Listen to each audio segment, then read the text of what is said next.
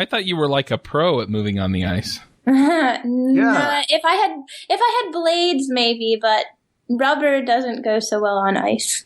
You hear her violent tendencies? She wishes she had blades. I know.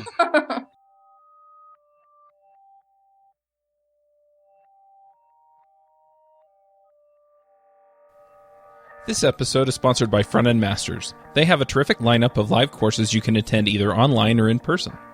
They also have a terrific backlog of courses you can watch, including JavaScript The Good Parts, Build Web Applications with Node.js, AngularJS in Depth, and Advanced JavaScript.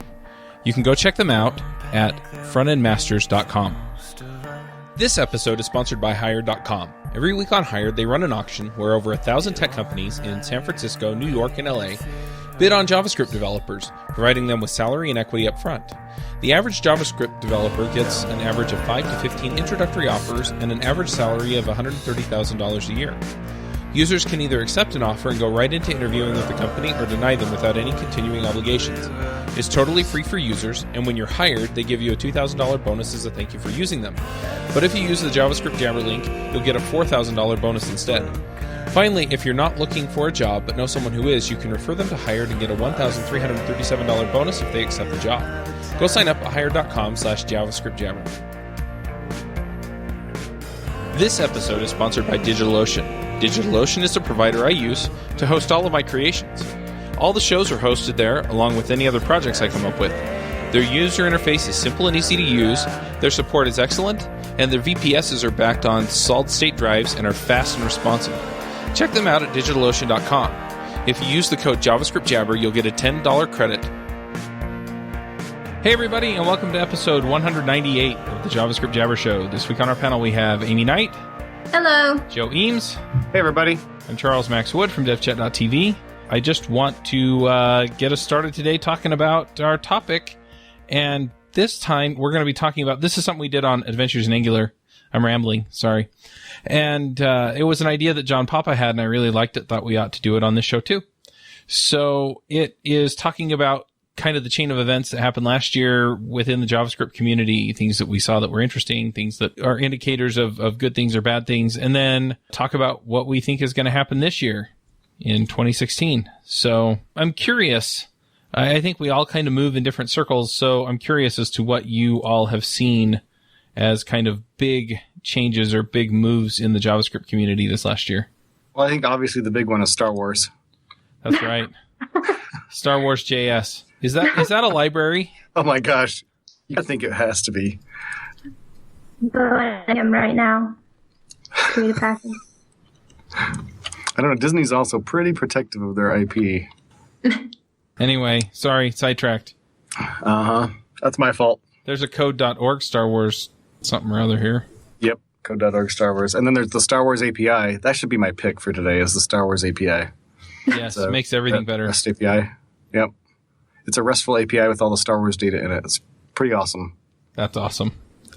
So, yep. So anyway, other big things. Amy, what are other big things? I mean, this is kind of obvious, but I guess I would say that 2015 was the year of React. Yes. Yeah, I would say that's definitely accurate. 2015 was definitely the year React. You know what, too? And I should say, for people who do, like, full-stack JavaScript, too, I'd say it was a really good year for Node. Seeing the merge was really, really good, because that's not something you see a lot of times. The merge between Node and io? Correct. When was the split? Wasn't it in 2015 as well?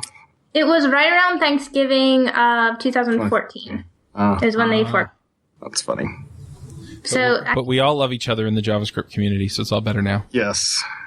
Nobody ever has anything bad to say about anybody else in the JavaScript community. Yeah. Oh, gosh. So I think that in addition to 2015 being the year of React, it was also the year of tool fatigue, which are absolutely related. Not that React brings tool fatigue, but React is sort of, we're going to do things bigger, and now tool fatigue is becoming, certainly was not brought on by React. It existed long before, but it has come to the forefront. And I think so. That's 2015 is the beginning of tool fatigue, and maybe 2016 will be, I don't know, the beginning of the solutions to tool fatigue. I have a question about that because I was actually talking with a developer yesterday, and, because I'm newer to this and I don't have much history to go by, they mentioned that they felt like a lot of what we're going through has definitely been experienced by other communities in the past. So I'm curious if you guys have any insight into that. And if you do have insight, does that kind of influence what you think is going to happen? Interesting. So this is something that other communities have experienced, is what they were saying? Yeah. Probably.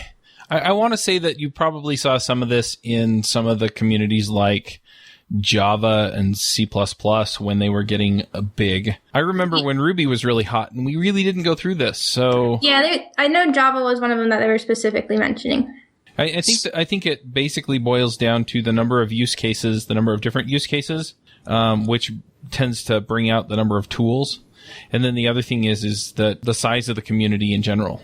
And so that's where you would run into some of these things with Java, for example, when it got really, really big. A lot of movement all at once. And then everybody going, okay, now which of these do we actually want to settle on? Well, it's also more indicative of not just open source, but at least more open source minded. Like, I was a .NET developer, for 10-ish years. And I don't think that there was ever a big point where tool fatigue existed, the same way that it exists today. But it was also a much more uniform segment, right? There wasn't 55 different solutions for things. In fact, when I got into open source and you try to do something, there's 55 options. That was a huge turning point for me, eye-opener. One other thing that I want to just put out there with it is that we have many, many more new people coming in to JavaScript than I think we have had in other communities. And so we are seeing a lot of people come in and just not even know where to start, where, a lot of like Ruby people would come in and there was kind of the track that you would follow to get in. I'm assuming that with .NET it was similar. You would kind of grow up writing, VB or whatever, and then, C# and the different frameworks, and you would just kind of move along with whatever the current state of the art is. And in JavaScript, that's all over the place too. Oh yeah. That's true. Definitely talking to like friends of mine and stuff. That is a huge, huge pain point. But yeah, I know like we're super appreciative for many of the things, but it prevents you from probably tackling maybe a little bit more challenging things because you have to figure all that stuff out first. Whereas, I don't know, like with Rails or something, you can kind of get a feel for the code base just because of like the convention of it. So you can kind of probably start tackling actual like features and stuff a little bit more easily. Yeah, and then if you wanted to move along past Rails later on, then you could get into some of the other frameworks and tools. Yep. Yeah, I definitely agree with that. There's a ton of people moving into JavaScript. I think another thing that's different, in addition to the number of people that are moving into JavaScript, is just the fact that there are lots of full-stack developers that are just doing more and more and more JavaScript. And speaking of the year of React, I think this is kind of relevant, but I was just talking to somebody in their company. They decided to rewrite their front end in React. Now, they had a fairly small front end. It was like 4 pages, so it wasn't like a Herculean effort by any means. But nobody on the team had production experience with React. And then they decided that they were going to rewrite it in React and Redux, and they're definitely experiencing some pain about that. And I'm sure that's a lot different. I mean, they're a .NET shop on the back end, so it's an entirely different way to do things.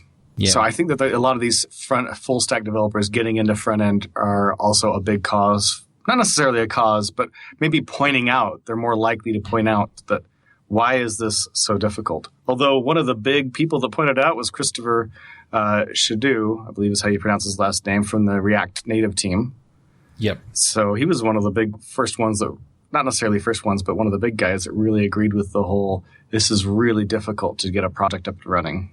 Yeah, I think another aspect of that, though, is that there are a lot of amateurs. Some, like you said, full stack developers, but not just full stack JavaScript, but full stack in general. So, yeah, the JavaScript isn't their core competency. And so they just want to be able to plug, and then make it all work instead of being worried about all of the different tools and everything else. And so, yeah, I can see the tool fatigue coming in there as well. Yep. I do want to talk a little bit about some of the other uses of JavaScript. We had React Native and NativeScript both come out last year, as well as Electron kind of, I don't know if it came out, but it definitely gained ground last year.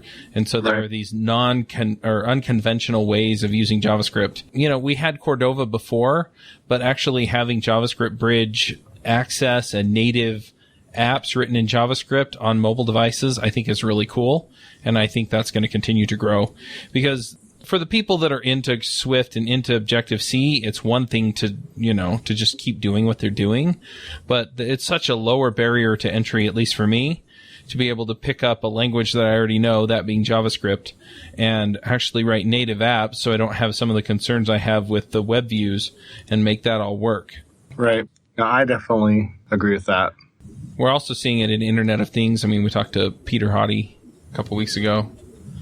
Yeah, one of the things that I actually have seen recently or heard about that I think is super interesting is somebody saying that they were using Elm and Electron to write desktop apps in Elm. Oh, cool. Yeah. I was like, wow, that is really cool. Writing desktop apps in Elm. So this might be changing topics slightly, but one thing that I'm curious about, probably to get your feedback on, is I feel like there's just this big shift into functional programming. And I'm curious your thoughts if that could potentially swing a little too far in one direction. There's no such thing as going too far. My experience with a lot of these technologies where they supplant a way of doing things without actually eliminating that way of doing things. So, for example, with JavaScript, you can still do prototypal inheritance in ES6 or ES 2015. You can do classical inheritance, which is really just lipstick on prototypal inheritance. You can do functional programming. You can do, so you can basically do object-oriented programming. You can do procedural programming. And as they become more popular, yes, my experience is that people take it way to the extreme. And then what happens is eventually they start hitting the pain points on that other end. And so then they start dialing it back to where it makes sense. And then you get a really well-reasoned explanation for you should do functional programming here and you should do whatever other type of programming you're used to doing over here. That's really, really valuable. I know for me, again, being new, I listen to a lot of different people and I hear a lot of strong opinions, and then I think, oh, I need to do it this way. And then I hear an opinion that says, oh, you need to do it this way. So I think as I've been around a little bit longer, I'm starting to realize, that's always, it depends, and to take things with a little bit of a grain of salt and ultimately kind of have to come up with my own thoughts. Well, that's an interesting point because back in the 60s, all we had was procedural-oriented programming. Mm-hmm. And, C was the big dominant thing or was becoming the big dominant thing. I don't necessarily know my 60s history that well. I was going to say, Joe's the only one of us that remembers that far back. This is the guy. What? You're about my same age, jerk.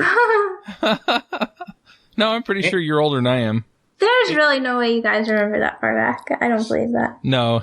I was born in the late 70s. I'm guessing Joe was born in the early 70s or late 60s. There you go. 75. Okay, you're not that much older than I am. But Amy is much closer in age to my daughter than she is to me. I might be somewhere in the middle. I don't know. We'll see. I'm not giving away my date. Uh-huh. Anyway, so that was what we had back then, right? And C was a dominant language, Fortran and some other stuff.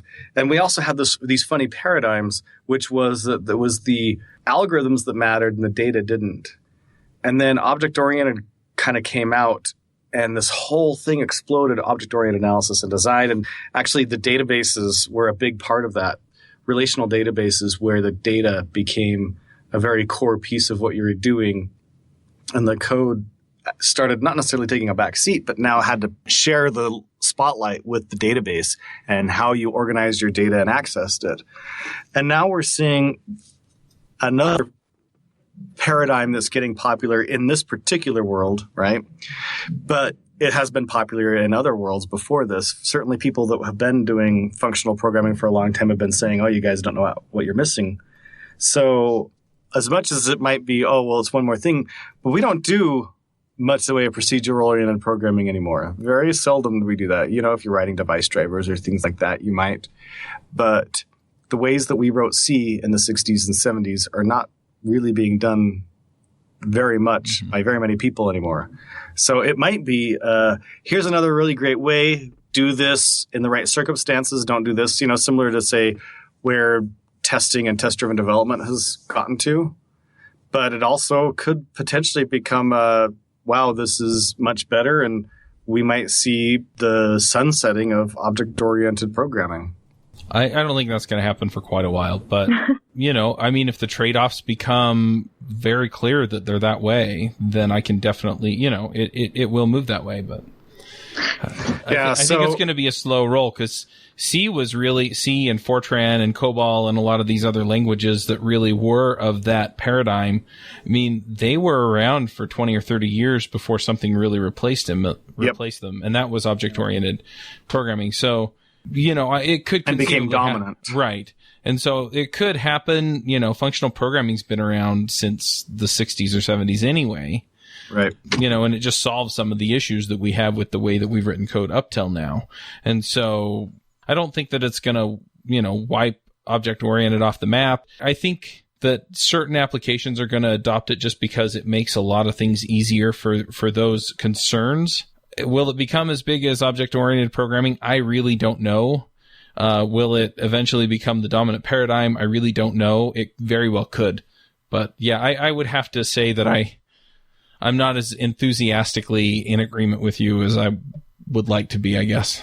So it's funny because a lot of people who have done Redux for a while now, React and Flux, they are saying, wow, this is really great. I love this. I wouldn't go back to writing code any other way.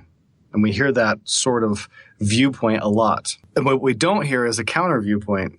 But as an example, again, this company that I was talking about that switched to React, the developer that I was talking to, who doesn't do a ton of React and Redux, but he does have to get in there and do it sometimes. His definitely, again, he's a full stack developer who goes down onto the client side now and then. His opinion definitely was, wow, I really don't like the way that this works. I don't like having to jump through all these hoops in order to make Redux work. So there's definitely some viewpoints that other people are having that we aren't necessarily hearing a lot about. Mm-hmm. And I think it also might have to do a lot with that dark matter, those dark matter developers that we've mentioned previously, people that are going in and doing their job, and their care is, how effectively can I get my job done?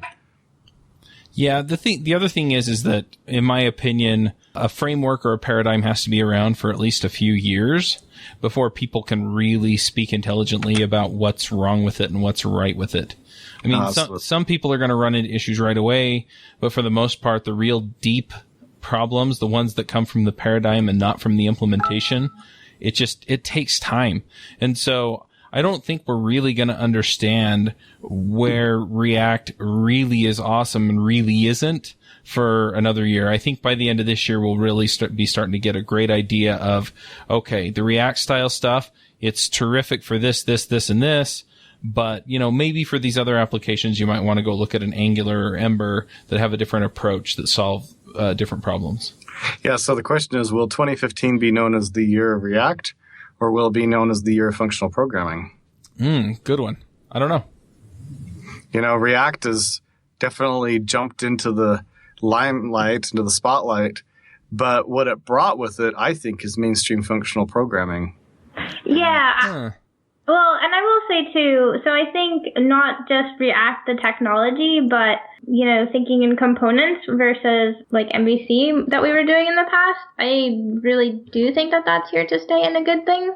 I'm curious. I agree, because Angular, Ember, several of these other frameworks have fully adopted components.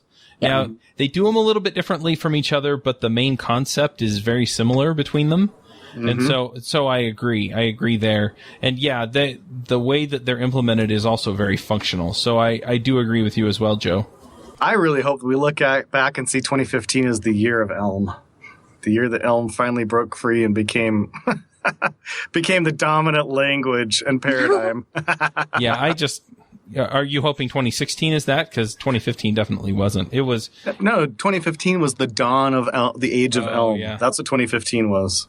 I don't know that that's going to be true by any means. The thing I'm going to sit here and hope that it is. So the paradigm with Elm is very interesting, and it definitely makes a lot of things a lot easier, and you don't have to have as much of a mental model of a lot of things in order to make it work, because it's all functional. It's functional reactive. And so what connects to what connects to what, if I twiddle something over here, the only way something's going to change over there is if you trash the object you have and write a new one that's different, because it's immutable, and you have a lot of these other functional concepts that are in it. There are so many other things that go into technology adoption that, it does make me a little bit hesitant, because in some ways it has all of the concepts that we've all kind of been dreaming about. And in other ways, I don't know if it really has the pull or the backing that, say, Angular or Ember or not Ember, but Angular or React have with Facebook and Google behind them, to the point where they can kind of help fuel the adoption. Right. So it's interesting. Redux essentially exists because of Elm. The guy who invented Redux read the Elm architectural guide and then based Redux on what the Elm architectural guide had. That's funny. Yeah. So Redux exists because of Elm. Flux was kind of the dominant thing. And then when Redux came around, everybody just sort of said, wow, this is just the same idea, but a better implementation. And I think that we're seeing definitely that by and large, the React community is moving to Redux. Right? So Wrangle, a company, they're just a company. Mm-hmm. They do a few little things. Anyway, one of the things they do is they do some webinars, and they just had a webinar day before yesterday called Why Redux is the Future of React and Angular 2, which I thought was very interesting. I didn't actually get to watch the entire thing. I saw some of the slides and watched a little bit of it, but definitely a viewpoint I think resonates with me. One of the things that I've been doing recently is digging into Angular 2. And I've noticed there's some interesting byproducts of the way that their change detection works. And so in Angular 1, you could have these simple order by and filter pipes that you just stick onto a data source, and then you could easily order and filter that data source. Well, in Angular 2, it's not quite so simple, just because of the way that change detection works. In order for it to be a lot more efficient and faster, you can't constantly be running all your change detection every time. And so because of that, there's this issue. Well, if you're using Redux as your architecture behind that, all those issues completely go away. And it actually solves and simplifies a ton of things. So, I don't know. So my prediction, I guess, would be that maybe 2016 is the year that Redux becomes a dominant framework to use to do in not just React, but hopefully in Angular 2 as well. I would agree with you there. Yep. All right, next prediction. What about Rx? Just reactive programming in general, or Rx library? RxJS. Do you think that is going to hold steady or grow more than it already has? Well, we definitely see the paradigm being picked up. So yep. I'm going to say it's going to grow for sure. It's going to grow. Whether it's going to change the way we think about JavaScript, I don't know if I would go quite that far yet. What do you think, Amy? Yeah. Like I've said in the past, I personally really enjoy digging into all of these things. But I know a lot of people I'm surrounded with are more of the mindset that we just really want to ship features. So it's hard for me to say, because I'm kind of feeling a lot of that, where it's a little bit of slow to adopt, because at the end of the day, your users don't really care what you're doing behind the scenes. They just want to see new features. So I don't know. I think we're going to see a lot more people seeing the value of RxJS, similar things. That's fair. So I think it's going to become more interesting. There was a blog post that I myself haven't read yet by Victor. Oh, I'm blanking on his last name, but he's from the Angular team. Savkin, there we go. He talks about using observables with Angular 2. And so he's kind of talking about RxJS. I'll link that. But I've heard that that's an interesting paradigm that doesn't apply just to Angular 2, but could be applied to React and to other things. So I think that Rx is definitely going to become more popular. I think it's going to become more popular. Here's why I'm hesitating, and I can't really put words around this, so, don't take this as a well-reasoned argument. But the more I look at Rx and the more that I look at some of the specs that have come out for like ES 2016 and 17 with observables and some of these other things that they've kind of come out with and then scrapped, and then they come out with something else and scrap it. I really feel like Rx is going to continue to prime us for the next thing, whatever the next thing is that really solves this problem in a really, really elegant way. Interesting. So let's talk about 2015 and 2016 and ES6 and 7 and that. All right. So ES 2015, is it going to get wider adoption in 2016? I think so. I hope so anyways. I think it inevitably will, but I don't know if it's going to get massive adoption this year. So I'm going to say that we are going to see a huge uptick in adoption for one big reason, Angular 2. Fair enough. I think that's going to drive some of it. If React adopts it, that will drive some of it. But there are a lot of people out there still writing stuff that doesn't really fall under a framework, or still using things like Backbone or Ember that don't really push you into ES6. Yeah, that's quite true. But React, just like Angular 2, you can write in ES5, but very few people are doing it, especially because of the JSX. They're still putting in a build step. So once they're putting in a build step, right, then they might as well just be doing ES6. And I think as popular as React has recently become, it's still nowhere near as popular as Angular 1 is. And so as people look at Angular 2, there's a ton of people out there that are going to be looking at Angular 2, and they're going to be seeing it and for the first time considering adding a build to what they're doing. And it's going to be, they're going to be probably doing TypeScript and therefore ES6. Yeah, the other reason I hesitate, though, is that there are a lot of folks out there that are not doing... Like JavaScript is sort of incidental to making their page more usable or more whateverable, and their main focus is on the .NET or Ruby or whatever else on the back end. And so I really don't know if that section of the community is going to move even this year. I think some of them will, but I think eventually what's going to happen is that some of these frameworks that are back-end frameworks will start to adopt these tools because they make things easier, and that's when I think we'll see the major shift. And I don't think that's going to happen this year. I like your insight there, too, because, Chuck, you're more heavily involved in other communities than probably Joe and I are. So it's interesting to get your perspective on that, because I feel like that's a little bit of what I see as well. So, being that I'm not in the JavaScript mecca of Utah or San Francisco. Yeah, so sure. I mean, that's my thinking. I think eventually it'll get to the point where some of these frameworks like Rails, for example, which bought into CoffeeScript pretty early on, I think it's just going to get to the point where they can't ignore it. And I think they're going to be forced into, becoming current and adopting the new tools. All right. So then TypeScript.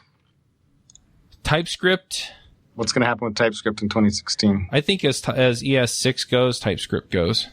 I think it's going to grow. It'll grow. It'll grow at the same rate, basically. Some people will adopt ES 2015, and then they're going to look at TypeScript and they're going to go, oh, and I want that too. So will its growth only be due to the growth of Angular, because Angular and TypeScript are heavily used together, or will it grow beyond the influence of Angular 2? I think it's going to grow beyond, especially, I don't know if you saw last week, it looked like there was conversation between some of the people on the Ember team about TypeScript, that they were starting to look at that. So it'll be interesting to see what happens there. I think for this year, I think Angular 2 is going to be the primary driver of TypeScript adoption. Yep. But I think next year is when we're going to see the major swing that I'm talking about with ES6 or ES 2015. And I think that's when people are going to look at it and go, I do like type systems, and I do like some of the things I see about TypeScript, and then ES6 will drive the adoption for it next year. Says the guy who doesn't use a typed language. That's true. I don't. So you think that people are going to start to see value in typed systems? I think so. Mostly from what I've looked at with TypeScript and done some things is that their type annotations, you don't necessarily have to even use them all the time. And so people will start to adopt them where they make a lot of sense. I will say, too, kind of my perspective on a lot of these things, like TypeScript or Redux or things like that, although they are kind of thought of, or they're tools, I feel like it is probably valuable to dig into them a little bit because we'll introduce you to like more design patterns or other things if you've only predominantly done, like for me, like Rails or Ruby and then a little bit of JavaScript. So it's starting to open my eyes to other things. Like functional programming, pretty much that. Interesting. Which I think learning about that has helped me just write better code in general. Well, so we've got Flow and TypeScript that are bringing types more into the JavaScript world. So as 2016 passes and we go beyond it, do you think types will become more, not just slightly more universal, but do you think we'll see an age where JavaScript is almost essentially typed? It's just used with a typed language in general, in the vast majority of cases? I don't know. I mean, it's definitely convenient to be able to just var something up. Indeed it is. I don't know if I have enough of an opinion on this to say either way. Yeah, I don't have a strong feeling on that one either way. I think people are just going to do... I mean, you're fighting momentum here. And so I think some people are going to find that it solves major pain points for them and they'll switch. And I think a lot of people just keep doing what they're doing. Okay. What else is a surprise or an interesting development in 2015? I'm looking right now to see if anything else comes to mind. So that's what my silence is for. I think NPM was an interesting development. Yes. That we saw, I don't know if we call it quite the death of Bower, but the sunsetting of Bower for the front end and the use of NPM as the primary way to get, I mean, Angular has completely embraced it and said they're delivering Angular through NPM. There are CDNs for Angular, but their primary delivery method is going to be NPM. They stated that. So what will happen in 2016? Well, I think a lot of our tools, so related to this, but not exactly on the same vein. I mean, where you're talking about NPM it kind of cemented itself as the way to get JavaScript code, even for the front end. Mm-hmm. I think that's going to continue to be strengthened. And then I think we're going to see a lot of consolidation of other tools. I mean, we talked about the tools fatigue a little bit, but I think a lot of these other tools are eventually going to be adopted. I think we're going to start to see some clear winners emerge as far as the way to do things. Okay. So this is an interesting thing. Kent Dodds put this poll up. With NPM, you cannot publish a module that doesn't, or publish a package that doesn't use a module system. By default, NPM means it's a module, so it uses a module system. But with Bower, you could definitely publish stuff that didn't use a module system. Is that a strength or a weakness? In my opinion, it's mostly a strength. I mean, I can see cases where it's like, I just want some JavaScript code, just load the file, blah, blah, blah, blah. But the module systems really make it convenient to be able to pull in and manage and understand where everything is. I agree there. I think it's good to have one uniform way to do it. Oh, I don't know if we're ever going to get one uniform way to do it. Well, meaning that you're loading it that way. Yeah. There will be a uniform way. Elm Package Manager. So I actually had one other thought. On Angular Air, you mentioned junior developers, and I don't know if it would be worthwhile. I'm curious about that because I actually think that is it is a trend. Besides, was 2015 the year of the Bootcamp? Well, I guess. Even 2014 and 2013, there were boot camps out there. So I definitely have some strong opinions about boot camps in general and education really at large. I think that boot camps are a step on the path in the right direction, that universities are definitely what universities are doing right now are the wrong direction. They are not getting us what we need out of our education system. And now that's not to say that computer science degrees are not a good thing to have, but so long as what you are interested in studying is the science of programming. Whereas if you're just trying to get a job and be a programmer or just do programming, the engineering, I guess, the software engineering, that's different. It's an entirely different thing. So that being said, I don't think that computer science degrees at universities are the best way to learn that. You do learn it somewhat, but you also spend a lot of time doing things that don't matter. and aren't nearly as applicable. Boot camps, on the other hand, are probably, in my opinion, their biggest problem is just that they're too short. They only take somebody that's really close or else has a super high amount of drive and prepare them for a job. Here in Utah, there's a university called Newmont University that's been operating for quite a while. They did have an 18-month program. Now it's like a 24-month, and it's close to full time. I think it's either 6 or 8 hours a day for that time frame. And for like the last year or even year and a half, you're just working on projects, doing basically sort of internships. So we've actually hired several of their graduates at companies that I've been at, and always been happy with what we've gotten. So I think they're a little bit closer. The Bootcamp's problem is just that they're too short. Not that there's anything, maybe there's other things wrong with them, certainly specific cases, but in general, I like what Bootcamps do. I just think they're too short. Yeah, my issue is related to that, but mainly it's that they sell themselves as you come in, you do everything we tell you to, and then you go out and you get a job. And that's just not the case because they're so short and people are finding that they're not quite ready to be hired. And so we have people come into the community that then have to go out and flail around and struggle in order to get to get that job that they thought that they were supposed to get.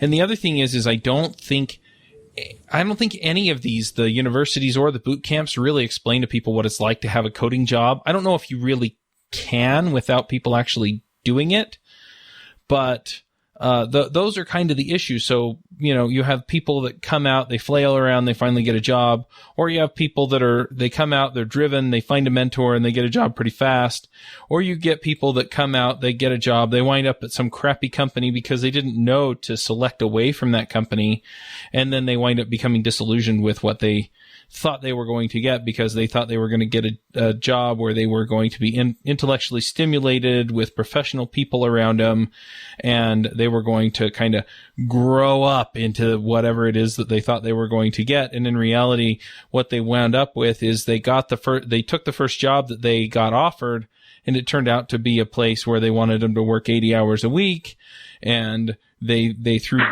work at them that they either weren't ready for, or work at them that was kind of below their skill, even at a junior developer. And so they're not really being stimulated the way that they want or need to. And so in the end, they got stuck in a crappy company, or maybe they just weren't cut out for the team that they were in, or any of these other things that kind of come into having a great job. And so, they don't work out. The other thing is that we're still going through some of the growing pains with women in tech and minorities in tech. And depending on where you are, some of these are really big issues. And in other areas, they don't seem to come up as much, either because the minorities really are super minorities, or because people are just, I guess, nicer in those areas. I don't know which. But, so they're dealing with the growing pains and the fact that they're new, and the fact that they didn't know that they needed to not take the job they took. So in your guys' experience for the bootcamp people that you've talked to, is that a trend that you think companies should consider? Or do you have opinions on that? I don't know if I would put that burden on the companies. I mean, they certainly bear some burden toward having a beginner-friendly or minority-friendly place to work. And they bear some of the burden as far as hiring people that fit well with their organization. But I put most of the brunt of that back on the boot camps. If you're going to tell somebody, do what we say and you'll get a job when you graduate, then make sure that you have a program where if they do what you say when they graduate, they can get a job. Oh, yeah, definitely. I guess, so you're kind of saying like it's a combination. I guess my question was, do you think it's worthwhile for companies to invest in boot camp graduates? Correct. I think it depends. I do. I think that it absolutely is beneficial. It's sort of, I think in some case, it's a little bit of the tragedy of the commons, right? As a company, maybe it doesn't make pure financial sense in the very short term when you look at just yourself and say, oh, wow, if we went and hired a junior developer, it would take a year before they're really up to speed, especially a graduate from a boot camp. It'd take a year before they're really up to speed, and they'd, even at a reasonably low pay rate, it's funny because there's definitely a point where somebody can be an actual net negative. right? On a software project. Yep. You can't just sit them in the corner and have them occasionally go and fetch coffee. That just doesn't work, right? They have to be, they're going to be coding. And if you code, and there are plenty of people that write bad code regardless, but the less experience you have, the easier it is to write code that is going to hurt your organization. So that could be a net negative. And so I'm okay with the fact that certain really, really junior people might be for a while a net negative when it comes to purely just their code output. But if every company out there was regularly bringing on new bootcamp graduates, putting them through a nice, good, long year internship and, first job, junior level job, then at the end of that, and if they were doing this with a high percentage compared to the number of people that they already have on staff, I don't know if that's 1 out of 10 or for 1 out of 5 or whatever the number is. But right now, we don't have anywhere near those numbers. Most companies are hesitant to hire anybody with less than 2 or 3 years of experience, let alone 0 years of experience. But if we did that, all of a sudden we'd have a ton more programmers, and companies would find, one, it's easier to find a really good talent because there'd be a lot more talent in the industry.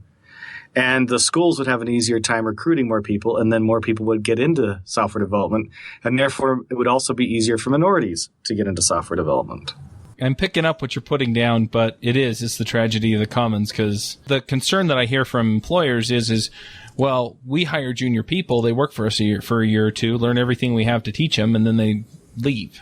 Yeah, and that's as much the fault of the employer as anybody else. Oh, fair enough, but... And it's always true that it's so hard to talk to somebody, bring them on very start out, in a starting position, and then start to see them as a senior as they get more and more seniority. It's very difficult to see somebody in a new light, and it's easier to just go someplace else. But so then the company can just hire somebody else as junior developer and do the same thing, right? They just poach somebody else. They just trade. Here, you take ours, we'll take yours. That's a good idea. And it's all the problem's solved. Okay. I didn't mean to derail us too much away from JavaScript.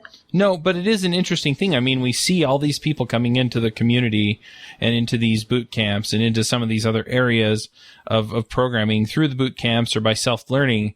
And a lot of times we don't know what to do with them when they're coming out. And I think the growth of the community and the number of people coming into the industry is going to continue to grow. And so what do we do? Well, how do we put something out there that will help these people actually make it? Because we need them to make it. Joe's pointed out that a lot of these companies need more people. And if these people are coming in, going through the boot camp and getting lost, then our entire community is suffering because we don't have enough people to do all the work, let alone any of the benefits we get from things like diversity of thought and diversity of background and diversity of experience, or just, people's expertise from previous work that wasn't programming, be they accountants or doctors or anybody else that decides that they want a different career. Yeah. Or just having enough people, regardless of their having more diversity, even though that's obviously a good thing, just having enough people to hire. If you're a company and you're tired of spending so much on software, I mean, this actually sounds like a really bad thing to say, but if you want to lower the pay rates of software engineers, you need more software engineers to hire that are all good. And in the end, it would be better for the economy as a whole if software development is cheaper. Right now, it's super expensive. Yeah, but I don't even see that happening as a trend. Oh, no. The number of people we would have to bring in order to hit that would be astronomical compared to what we're bringing in now. Yeah, we're not anywhere near that. I'm just trying to stem the tide of way too many unfilled jobs. And we're not doing that at all. Yeah, but the other thing is that, I mean, you go to CES sometime and walk through there and think how many of these companies need programmers. And it's growing every year. So it's not just that, we need to fill the jobs that we have right now, but new jobs in our industry are being created every day. And they need to be filled too. And we need efficient ways of getting people in, getting them contributing, and making them productive members of our community. It's funny. Go ahead. Sorry. So I would say, too, I feel like a lot of times the issue might even not be so much as, like, getting people in as it is, well, I guess we're kind of talking about that, just getting people to stay. Yeah. Especially minorities. Right, because we need them to feel like they belong, but if they walk in and they look around and they they don't feel like they belong either because of the posters on the wall or the way that people act in there or anything else. Yeah, it's a problem. Right. And this is a little bit related, but I read this very interesting Quora post about unfilled jobs. And there was, people talking about, well, we're only producing this many graduates per year, and there are this many jobs being created this year, blah, blah, blah. But what was interesting was somebody else came on and just said, well, that has zero to do with it. It's all completely an economics problem. It's not that there's a shortage of developers. It's the fact that there's a shortage of developers who are willing to work for what companies are willing to pay, right? If companies decided they're only going to pay $15 an hour for software development, the shortage that we feel like we have right now would be nothing compared to what we would truly have. Yeah. And if companies were willing to pay $500,000 a year for software development, I'll bet the shortage would go away pretty quick. Yeah. Obviously, there's only so many people right now to fill it, but a lot more people that are not doing software development would go into software development, right? Even right now, even though it pays really well, it still could be worse. So it was kind of interesting that it's not so much a matter of there isn't like a fixed number of software development jobs. Companies, if they could hire software developers for half as much, they'd probably hire twice as many because they could utilize them. Yep. All right. Totally a side note. Yeah. Totally tangential. I'm sorry we derailed from JavaScript. So is 2015 or 2016 going to be obviously going to see an increase in boot camps? We're going to see new kinds of boot camps? I think we're going to see new kinds of boot camps. I hope we do. I think people are really starting to understand the pros and cons with boot camps. They're also starting to understand who really thrives in the current boot camp economy. Mm-hmm. And so I think we're going to see different kinds of boot camps come out where people can get more one-on-one or can get more this or more that, whatever it is that they need, and eliminate some of the downsides and take advantages of the strengths of people coming in. So I think one thing that's worth mentioning is Thinkful. Yep. They have a pretty unique program where you can just pay per month based on the number of hours that you want to be spending. And, it gives you a certain number of hours with their mentors and stuff. They do have a curriculum to go through, but it's not so much we're a 3-month full-time program. Mm-hmm. And they actually have a lot of different programs. They now have I think they called it software engineering, but a place where you learn, what Big O is and its data structures and algorithms and things like that, which aren't being taught at boot camps. It's a longer program, but they're definitely already experimenting with how can we do boot camps differently, and they're an online one as well. I think you're thinking of Bloc.io's software engineering track. Maybe that's the one that I'm thinking of. But Bloc is also an online one. Yeah, Thinkful does do the month-to-month one where I'm actually looking at enrolling my daughter where you just can pay per month and you can stay on and keep learning as long as you're paying. Yep, and you get one-on-one mentorship, I think, on both of those companies, and you just do your homework and move ahead. Right. Yep, I think we're going to see more paradigms. I think we're going to be surprised by some of the paradigms that wind up working for people. Right. Totally agree. Is there anything we don't agree on? Because it seems like we all kind of come to a consensus on all these different things. If I have one more question I will throw out there. Because I don't know, I like to be maybe the proponent here for the back end. Do we think that Node is going to increase at all, or is it going to stay pretty steady? Increase relative to what? Where it is now or other communities? In our other communities going to start looking at Node? Like, are we going to see more people potentially who have like Rails apps trying to maybe port some of that over into Node, or maybe other people besides Rails? I think it is definitely getting more popular, but I don't think that its popularity rate is going to increase. Okay, right. So it's just going to hold steady. Yeah, it'll hold steady. It'll continually get more popular. I mean, we're already seeing still more and more transfers of apps from something else into Node. So I think it'll continue to get more popular, but that rate of gain won't get any faster than it is right now. Yeah, I think a lot of companies have a lot of momentum tied up in these other systems. And so unless those systems either give them a reason to move or Node all of a sudden, there's something comes out in Node where it's a total slam dunk because we can get 5 times the amount of work done and make 6 times the amount of money on it. I just don't know that people are really going to have a major movement one way or the other. Right. I want to make another prediction. I think that 2016 is going to be the year of Amy Knight. Ta-da! She's going to write a new MVC framework, front-end MVC framework. It's going to become the dominant MVC framework. And she'll become a household name. That's my prediction for 2016. There you go. She'll probably be working for Mozilla. She'll be CEO of Mozilla. She's the next Brendan Eich.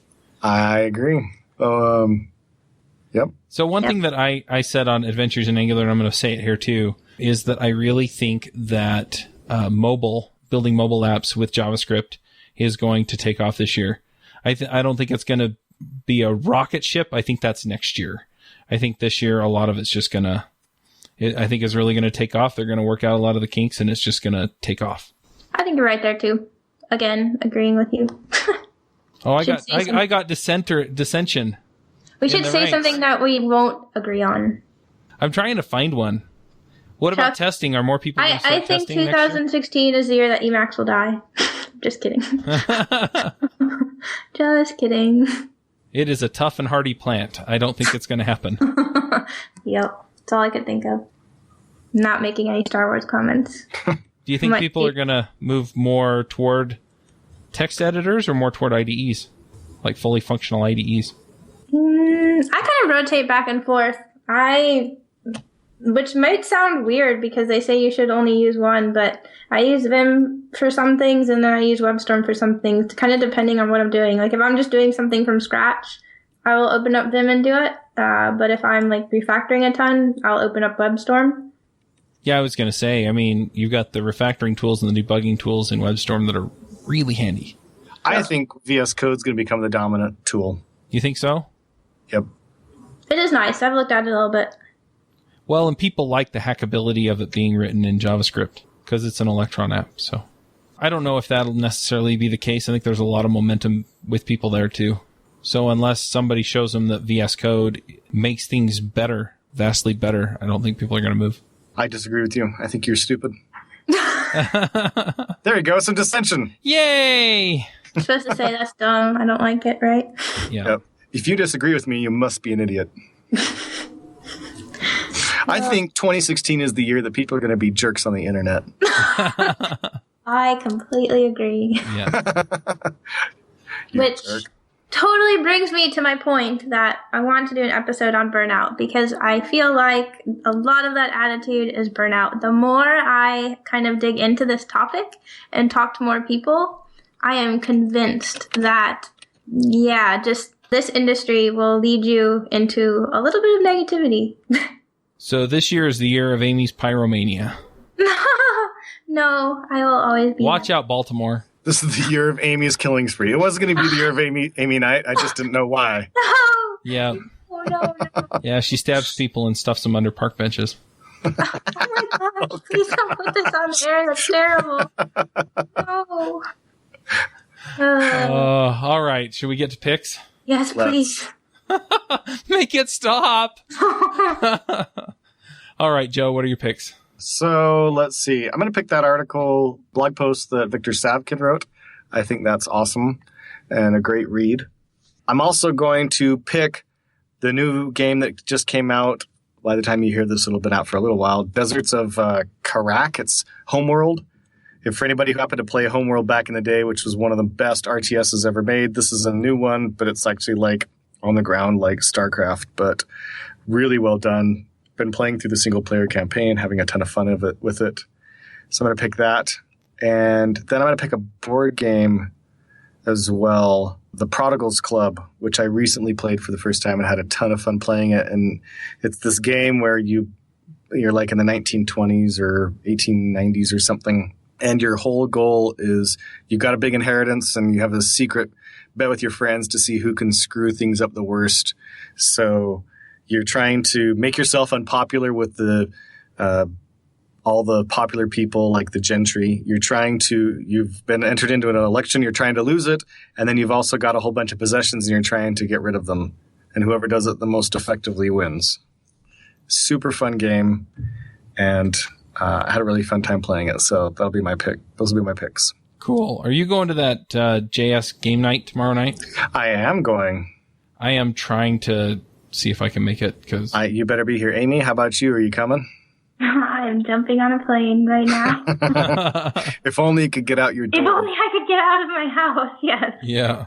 If only I will have to walk to a street that's plowed and take an Uber. There you go. Take an Uber all the way to Salt Lake. Yeah, that'd be cheap. Yep. All right. Amy, what are your picks? Let's see. I have a couple, and the first one is AST Explorer, and it's just astexplorer.net.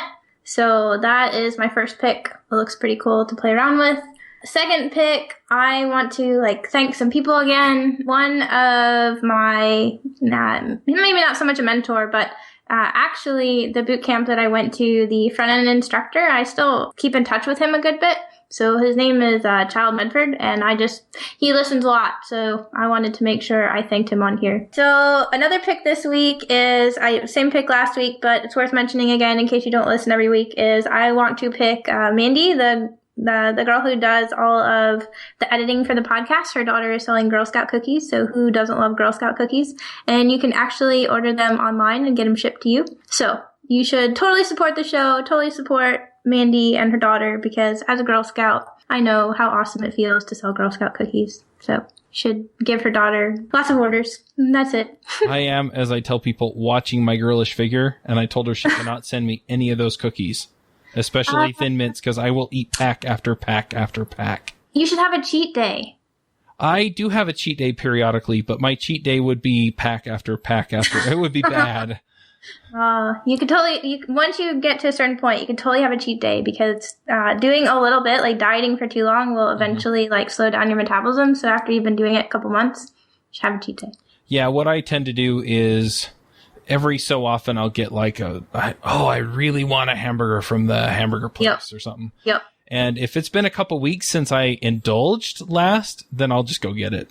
Yeah. And the good thing is, if you eat clean for so long, for me, when I do a cheat day and I eat something bad, it tastes really good, but then a couple hours later, I really regret it. So it keeps me from doing it for too long. Yeah, we don't need the details on really regretting it. No, I just mean I get a headache and stuff like that because I'm not used to it. So right. Yeah.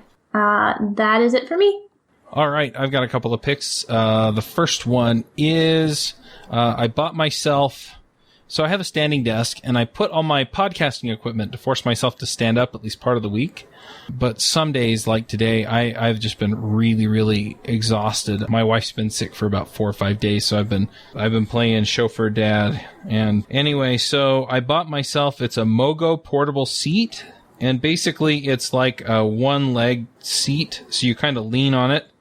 You have to maintain your own balance, obviously, but anyway, it's really kind of cool looking. I haven't actually gotten it yet, so I'll probably have to give a review of it later on. But anyway, that's one thing that I'm looking forward to getting. So kind of germane to some of this conversation that we've had is the talk about junior developers and finding a job. And I've had quite a few people that I've talked to that have this problem. And on top of that, I'm going to be on the Code Newbie podcast here in a few weeks with Saran, who's on the Ruby Rogues podcast regularly. And so I've been writing a book for a while on how to find a job as a new developer. And so I'm going to be putting that out. And I found a video by Pat Flynn, who I actually really admire. And he put together a video on how to get a rough draft done fast. So if you're writing a book, go check that out. And finally, I just do want to do a quick shout out. You're probably not interested in Ruby or iOS remote confs, but I am doing a remote conference on React, and that will be in May. So if you're interested in that, go to reactremoteconf.com. Call for proposals is open. Early bird tickets are available. So yeah, by all means, go get tickets. You can actually get packs for the tickets, and then you can go to Robots Remote Conf or Git Remote Conf or Angular Remote Conf or any of the other ones. So anyway, if that's kind of your deal, then go check those out. Anyway, so we'll wrap up the show. Thank you all for coming, and we'll catch you all next week. Hosting and bandwidth provided by the Blue Box Group. Check them out at bluebox.net. Bandwidth for this segment is provided by CacheFly, the world's fastest CDN. Deliver your content fast with CacheFly. Visit CacheFly.com to learn more. Do you wish you could be part of the discussion on JavaScript Jabber? Do you have a burning question for one of our guests? Now you can join the action at our membership forum. You can sign up at javascriptjabber.com/jabber, and there you can join discussions with the regular panelists and our guests.